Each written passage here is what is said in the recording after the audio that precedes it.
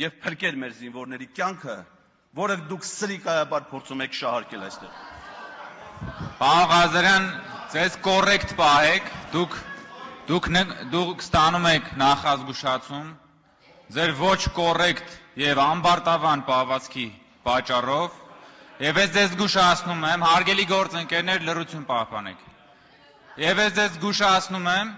որ հաջորդ անգամ նման պահվածքից հետո,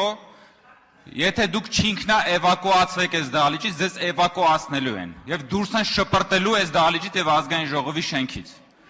Պարոն Կարապետյան, հիմա չեք կարող խոսել, ես ձեզ առաջարկում եմ, որ կարգի հրավիրեք ձեր պատգամավորի եւ չափավորեք, հակառակ դեպքում նրան այնպես կչափավորեն, որ այլևս երբեք չի կարող այդ չափերից դուրս գալ։ Հիմա չեք կարող, հիմա խնդրում եմ, հարգելի գործընկերներ, քաղաքացիական պայմանագրի